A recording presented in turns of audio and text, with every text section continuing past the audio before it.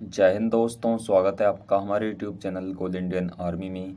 दोस्तों, आज हम आपको एनडीए में होने वाले गर्ल्स के मेडिकल के बारे में कंप्लीट इन्फॉर्मेशन देने वाले हैं कि गर्ल्स का जो मेडिकल होता है वो कैसे होता है, और एनडीए में गर्ल्स का मेडिकल फीमेल डॉक्टर लेते हैं या मेल डॉक्टर लेते हैं, और एनडीए का जो मेडिकल का पूरा प्रोसेस होता है वो कब होता है और कैसे कैसे होता है, और आपका जो मेडिकल होता है उसमें आपके कौन कौन से पार्ट्स चेक किए जाते हैं और प्राइवेट पार्ट कैसे चेक किए जाते हैं। इन सभी की इन्फॉर्मेशन आज की वीडियो में आपको मिलने वाली है। तो दोस्तों, बने रहिए इस वीडियो में लास्ट तक हमारे साथ। और अगर आपने हमारे चैनल को अभी तक सब्सक्राइब नहीं किया है तो हमारे चैनल को सब्सक्राइब करके बेल आइकन को प्रेस कर दीजिए, जिससे हमारी आने वाली सभी वीडियोज़ की नोटिफिकेशन आपके पास सबसे पहले पहुंच जाएं। तो चलिए दोस्तों, ज़्यादा टाइम ना लेते हुए हम अपनी वीडियो को स्टार्ट करते हैं।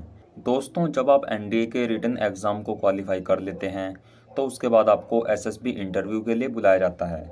दोस्तों, एसएसबी इंटरव्यू के बारे में हमने एक अलग वीडियो बना रखी है, जिसमें हमने आपको कंप्लीट इन्फॉर्मेशन दी हुई है कि एनडीए का इंटरव्यू कैसे होता है और इसमें कौन कौन से क्वेश्चन पूछे जाते हैं। तो अगर आपने अभी तक वो वीडियो नहीं देखी है तो आपको आई बटन में मिल जाएगी, और उसका लिंक हमारे डिस्क्रिप्शन बॉक्स में भी मिल जाएगा। दोस्तों, अगर आप एनडीए के एसएसबी इंटरव्यू को क्वालिफाई कर लेते हैं तो उसके अगले दिन ही आपका मेडिकल कराया जाता है। दोस्तों, जब आपका मेडिकल होता है तो वहाँ पर जितने भी डॉक्टर्स होते हैं, जितना भी नर्सिंग स्टाफ होता है, वो सभी फीमेल स्टाफ होता है। वहाँ पर कोई भी मेल स्टाफ नहीं होगा, क्योंकि गर्ल्स के मेडिकल में फ़ीमेल डॉक्टर ही चेकअप करते हैं, वहाँ पर कोई भी मेल डॉक्टर नहीं होता। तो दोस्तों, वहाँ पर आपके मेडिकल में सबसे पहले आपकी हाइट चेक की जाएगी। वहाँ पर आपकी हाइट का पूरा रिकॉर्ड रखा जाता है। वैसे तो हाइट के लिए अभी कोई भी क्राइटेरिया नहीं रखा गया है, क्योंकि आपकी पहली ही भर्ती है, इसीलिए अभी तक आपका कोई भी क्राइटेरिया नहीं रखा गया है। लेकिन हो सकता है कि आने वाले समय में आपके लिए हाइट का भी एलिजिबिलिटी क्राइटेरिया रख दिया जाए। तो आपकी कितनी भी हाइट हो उससे कोई फ़र्क नहीं पड़ता, वहाँ पर आपकी हाइट कल रिकॉर्ड के लिए चेक की जाएगी। दोस्तों, उसके बाद आपका वेट चेक किया जाएगा। वेट आपका हाइट के अकॉर्डिंग ही होना चाहिए, ना तो ज़्यादा वेट होना चाहिए और ना ही कम होना चाहिए। दोस्तों, इसके बाद फिर वहाँ पर आपका मेन मेडिकल होता है। आपके मेन मेडिकल में सबसे पहले आपके पैर चेक किए जाते हैं। आपके पैरों में सबसे पहले आपके फ्लैट फुट देखे जाएंगे कि आपके जो पैर हैं वो फ्लैट फुट तो नहीं हैं। अगर आपके पैर फ्लैट फुट होते हैं तो वहाँ पर आपको रिजेक्ट कर दिया जाता है। दोस्तों, फ्लैट फुट होने के बाद आपके पैर की उंगलियां चेक की जाएंगी। आपके पैर की उंगलियों में देखा जाएगा कि आपकी उंगली टूटी हुई तो नहीं है और उनकी कोई हड्डी टेढ़ी या कटी हुई तो नहीं है। तो इस तरह आपकी उंगलियां भी चेक की जाएंगी, और आपके उंगलियों की संख्या भी चेक की जाएगी। आपके उंगलियों की संख्या दोनों पैरों में 5-5 होनी चाहिए। अगर इससे ज़्यादा या कम है तो भी वहाँ पर आपको रिजेक्ट कर दिया जाएगा। दोस्तों, इसके बाद फिर आपकी नोकनी चेक की जाएगी। नोकनी एक मेनली घुटनों की प्रॉब्लम होती है, जो ज़्यादातर फीमेल में देखी जाती है। दोस्तों, इसकी कुछ एक्सरसाइज भी होती हैं इसे ठीक करने के लिए। अगर आपको ये प्रॉब्लम है तो आप हमें कमेंट बॉक्स में ज़रूर बताइए, हम इसकी एक्सरसाइज भी आपको बता देंगे। दोस्तों, इसके बाद फिर आपको वहाँ पर चलवा कर देखेंगे कि आपके जो पैर हैं उनके एंगल सही हैं या ख़राब हैं। अगर आपके पैर बिल्कुल सही होते हैं तो आपको कोई भी दिक्कत नहीं होगी, और अगर आपकी कोई भी हड्डी टूटी हुई है, पैर की पहले कभी हड्डी टूटी हुई है, तो आपको वहाँ पर दिक्कत हो सकती है। दोस्तों, इतना होने के बाद आपके पैरों का मेडिकल कंप्लीट हो जाता है। फिर आपके हाथों का मेडिकल होता है। आपके हाथों में सबसे पहले आपकी हथेलियों को चेक किया जाता है कि आपकी हथेलियों में पसीना तो नहीं आता। वहाँ पर आपको मुट्ठी बींचकर 5 मिनट के लिए खड़ा कर दिया जाएगा, और फिर आपके हाथ को खुलवा कर देखेंगे कि आपके हाथ में पसीना तो नहीं आ रहा है। अगर वहाँ पर आपके हाथ में पसीना आ जाता है तो भी आपको प्रॉब्लम हो सकती है और आपको रिजेक्शन मिल सकता है। इसके बाद आपके हाथों की उंगलियां चेक की जाएंगी कि आपकी जो उंगलियां हैं, दोनों हाथों की जो संख्या है उनमें टोटल 10 होनी चाहिए। आपके हाथ में इनसे ज़्यादा उंगलियां नहीं होनी चाहिए, क्योंकि बहुत से कैंडिडेट्स के हाथ में एक हाथ में 6 उंगलियां भी होती हैं, तो वो वहाँ पर एक्सेप्ट नहीं की जाएंगी।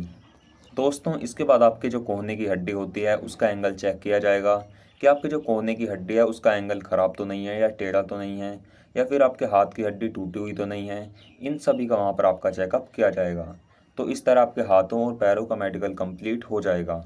दोस्तों, इसके बाद फिर आपका प्रेगनेंसी चेक की जाएगी, यानी कि वहाँ पर देखा जाएगा कि आप प्रेग्नेंट तो नहीं हैं, क्योंकि प्रेग्नेंट गर्ल्स को वहाँ पर एक्सेप्ट नहीं किया जाता है। अगर आप वहाँ पर प्रेग्नेंट पाए जाते हैं तो फिर वहाँ पर आपको रिजेक्ट कर दिया जाएगा। इसके लिए आपका अल्ट्रासाउंड टेस्ट किया जाता है। अगर वहाँ पर आप प्रेग्नेंट पाए जाते हैं तो आपको रिजेक्ट कर दिया जाएगा। दोस्तों, इसके बाद आपके ब्रेस्ट की जांच की जाती है कि आपके ब्रेस्ट में कैंसर वगैरह तो नहीं है। वहाँ पर आपका एक्सरे भी लिया जाता है और फिर आपका ब्रेस्ट का साइज़ भी देखा जाता है। अगर आपके ब्रेस्ट का साइज़ ज़्यादा बड़ा होता है तो भी वहाँ पर आपको दिक्कत हो सकती है, क्योंकि जिन भी गर्ल्स के ब्रेस्ट का साइज़ ज़्यादा बड़ा होता है उन्हें फिजिकल करने में और अदर एक्टिविटीज़ करने में प्रॉब्लम आती है, तो इसीलिए इन गर्ल्स को भी एक्सेप्ट नहीं करते हैं। दोस्तों, इतना सब होने के बाद फिर वहाँ पर आपकी पाइल्स चेक की जाएंगी। वहाँ पर देखा जाएगा कि आपको पाइल्स तो नहीं है। पाइल्स एक बीमारी होती है जिसे हिंदी में बवासीर भी बोलते हैं। ये काफ़ी खतरनाक बीमारी होती है और ये भी आपके प्राइवेट पार्ट्स में ही आती है। इसकी भी बहुत ही बारीकी से जांच की जाती है। अगर वहाँ पर आपको ये बीमारी होती है तो फिर आपको रिजेक्ट कर दिया जाता है।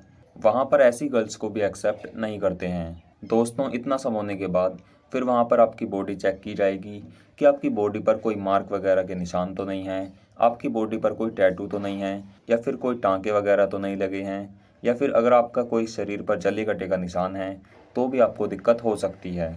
इसीलिए अगर आपके शरीर पर भी कोई ऐसा निशान है, कोई ऐसा जले कटे का निशान है, टैटू का निशान है, तो आप उसे जल्द ही रिमूव करा लीजिए। अगर वो निशान आपका कोई छोटा मोटा है तो उससे कोई दिक्कत नहीं होगी, लेकिन अगर ज़्यादा बड़ा निशान है या फिर ज़्यादा लंबे टाँके लगे हैं तो आपको वहाँ पर दिक्कत हो सकती है, वहाँ पर आपको रिजेक्शन मिल सकता है। दोस्तों, इतना सब कुछ होने के बाद फिर वहाँ पर आपकी आंखों का चेकअप किया जाएगा। वहाँ पर आपकी आई साइट चेक की जाएगी, जिसे आप आई विज़न भी बोलते हैं। वहाँ पर जो आपका आई विज़न है वो 6/6 का होना चाहिए और आपके आंखों की पावर सही होनी चाहिए। आपके आंखों में किसी भी तरह की कोई भी प्रॉब्लम नहीं होनी चाहिए। वहाँ पर आपके आंखों के कार्निया को चेक किया जाता है। आपकी आंखों के सामने एक पेंसिल रखकर उसे दाएं बाएं घुमाते हैं और फिर चेक करते हैं कि आपके जो आंखों का कार्निया है वो सही पोजीशन में है या नहीं। वहाँ पर देखा जाता है कि आपको भैंगापन नामक बीमारी तो नहीं है, क्योंकि कुछ कैंडिडेट्स को ये बीमारी होती है तो उन्हें भी एक्सेप्ट नहीं करते हैं। दोस्तों, इसके बाद फिर आपके रेटिना की जांच की जाती है। आपकी आंखों में टॉर्च से रेटिना की जांच की जाती है और फिर आपका लॉन्ग साइड और नियर साइड भी चेक किया जाता है। वहाँ पर आपके सामने कुछ दूरी पर दीवार पर कुछ अल्फ़ाबेट्स या न्यूमेरिकल लिख दिए जाते हैं और फिर आपको उन्हें पढ़कर बताना होता है और वहाँ पर आपको अखबार पढ़वा कर भी देखा जाता है। तो इन सभी चीज़ों का आपको ध्यान रखना होगा। इसके बाद फिर वहाँ पर आपका कलर ब्लाइंडनेस चेक किया जाता है कि आपकी आंखों में कलर ब्लाइंडनेस तो नहीं है। दोस्तों, कलर ब्लाइंडनेस भी एक आंखों की बीमारी होती है जो कि रंगों को पहचानने की क्षमता को ख़त्म कर देती है। इसका टेस्ट करने के लिए आपके सामने कुछ न्यूमेरिकल्स या अल्फ़ाबेट्स दिए जाते हैं जिनमें आपको बताना होता है कि वो क्या लिखा है। इसके लिए आपको एक बुक देते हैं, उस बुक के अंदर न्यूमेरिकल या अल्फ़ाबेट्स लिखे होते हैं। तो दोस्तों, आपके आंखों का चेकअप भी इस तरह कंप्लीट हो जाता है। फिर आपके कानों की जांच की जाती है। वहाँ पर आप अपने कान को साफ़ करके जाइए। अगर वहाँ पर आपके कान गंदे होते हैं तो भी वहाँ पर आपको रिजेक्ट कर दिया जाता है। इसीलिए सबसे पहली चीज़ तो यही है कि आप अपने कानों को साफ़ करके जाएं। और फिर आपके कान का पर्दा देखा जाता है कि आपके जो कान का पर्दा है वो फटा हुआ तो नहीं है, अंदर से उसमें कोई छेद वगैरह तो नहीं हुआ है।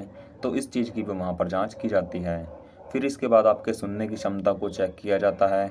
वहाँ पर मशीन से भी आपके कानों की जांच की जाती है और वहाँ पर देखा जाता है कि आपके कान में बहने की बीमारी तो नहीं है, क्योंकि कुछ कैंडिडेट्स के कान बहते हैं तो उन्हें भी दिक्कत हो सकती है।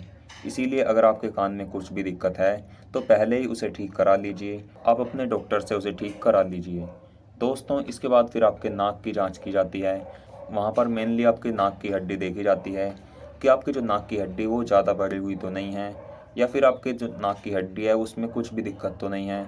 तो इस चीज़ का भी वहाँ पर आपका टेस्ट किया जाता है। दोस्तों, इसके बाद फिर वहाँ पर आपके दांतों का टेस्ट किया जाता है कि आपके जो दांत हैं वो चबाने के काबिल हैं या नहीं। दोस्तों, दांतों के ऊपर मैंने अलग से बहुत सारी वीडियोस बनाई हुई हैं, आपको हमारे चैनल पर प्लेलिस्ट में मिल जाएंगी। वहाँ पर चेक किया जाता है कि आपके दांत टूटे हुए तो नहीं हैं, या फिर आपके जो दांत हैं उनके सड़े गले तो नहीं हैं, उनमें कीड़ा तो नहीं लगा है, या फिर आपके जो दांत हैं वो बाहर तो नहीं निकले हुए हैं। इस तरह आपके दांतों की प्रॉपर जांच की जाती है। अगर वहाँ पर आपके कुछ भी दिक्कत पाई जाती है तो वहाँ पर आपको रिजेक्ट कर दिया जाता है। दोस्तों, दांतों के ऊपर हमने पर्सनली बहुत सारी वीडियोस बनाई हुई हैं, जिसमें हर एक वीडियो में एक एक बीमारी को डिस्कस किया गया है। तो आप उन वीडियोस को जाकर ज़रूर देखें, उसके लिंक मैं आपको डिस्क्रिप्शन बॉक्स में प्रोवाइड करा दूंगा। तो दोस्तों, इतना सब कुछ होने के बाद वहाँ पर आपका मेडिकल कंप्लीट हो जाता है। अगर वहाँ पर आपकी बॉडी बिल्कुल फिट पाई जाती है और अभी तक जितने भी टेस्ट हुए हैं इन सभी में आप पास हो जाते हैं तो वहाँ पर आपको क्वालिफाई कर दिया जाता है। तो दोस्तों आपका एनडीए में मेडिकल इसी प्रकार होता है। दोस्तों अगर आपके एनडीए के मेडिकल से रिलेटेड या फिर एनडीए में किसी भी चीज़ से रिलेटेड कोई भी डाउट या कोई भी सवाल है तो आप हमसे कमेंट करके ज़रूर पूछिए, हम आपको उसकी भी अलग से वीडियो प्रोवाइड करा देंगे। तो दोस्तों अगर आपको हमारी वीडियोस अच्छी लगती हैं तो हमारे चैनल को ज़रूर सब्सक्राइब करें और बेल आइकन के घंटे को भी प्रेस कर दें। तो चलिए दोस्तों फिर मिलेंगे एक नई वीडियो के साथ, तब तक के लिए जय हिंद, वंदे मातरम।